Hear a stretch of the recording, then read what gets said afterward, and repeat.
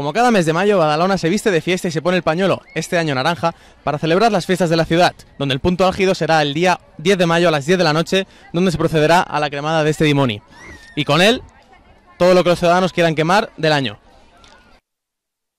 Bueno, es como cada año, ¿no? Más o menos siempre es igual. La misma cara, lo que cambia, pues, las cosas. Va con los mixtos, con los yumins, pero bueno, sí, está bien. El de hace 2 años. El de hace 2 años era muy guay. Sí, bueno, está bien, pero no entiendo el significado de este año del Dimoni. El año pasado el de la crisis, no sé si era el año pasado o el otro, estaba bien, sí. Pues sí, está bastante bien. Pues el del año pasado, el más reciente.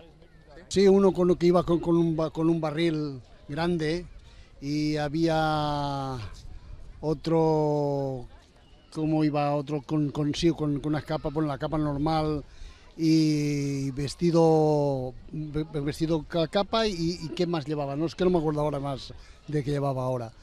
Hombre, sí, la verdad es que sí. Me gusta lo que le han puesto ahí. Espero encontrarle primero de todo un buen sitio y luego, bueno, ver el espectáculo de fuegos y a ver qué tal. Cada año el Dimoni tiene una temática distinta. Si un año es la crisis económica, otro año es el cambio climático, otro año es el aniversario del Quijote. Este año realmente la ciudadanía de Badalona sabe qué significa este Dimoni. Vamos a verlo. Ni una ligera idea, ¿no? Ni idea. Pues la verdad es que no, de momentos no.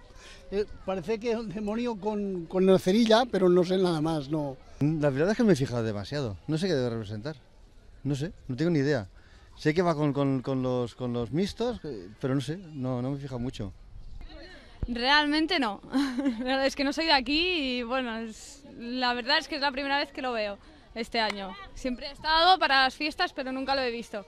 Porque como hay tanta gente ya cuando hacen la crema que no que nunca lo he visto, la verdad. Pues no. Realmente, lo que este Dimoni pretende es que cada cual queme lo que cree oportuno.